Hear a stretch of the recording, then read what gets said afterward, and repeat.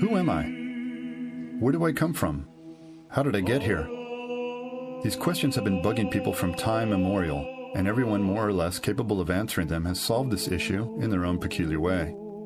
Even those who never bothered to ponder this matter for one or another reason were nonetheless curious about the opinion of others, and searched for pre-cooked and ready-made answers to these never-ending questions. Metaphysically speaking, I began the quest for my roots right after I was born, but in reality, the search for my ancestry began in earnest much later, when I was a curious and nosy teenager. An individual, regardless of where he or she lives, is always curious about his or her roots. This is often manifested in our intense desire to identify the nature and origin of our last names. We tried to dig deep enough into history to discover the very person from whom our last names originated. To me, it happened when I was 16, the day I finally wondered what my last name meant and why.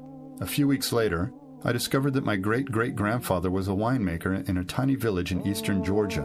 And then it dawned on me, if finding the roots of my origin was so important to me, how much more significant it would be when a whole nation or country begins to examine its own roots and understand its own identity. One of the first things I learned about Georgia was that the Georgian language did not belong to any linguistic family, which I thought must have made these people feel very lonely in this world.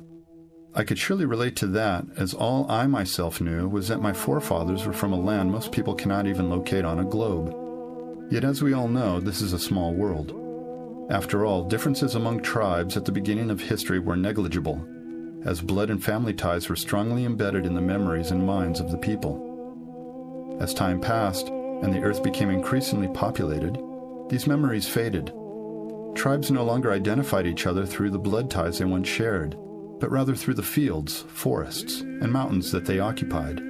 Thus, my quest for personal roots naturally involved a quest for the origin and history of my own country.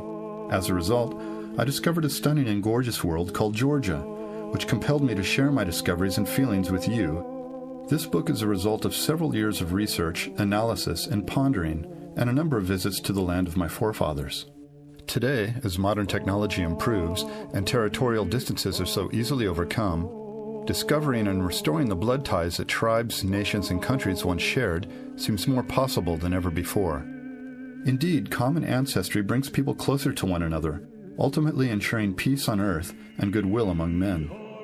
Take care of one another and keep on reading, my dears.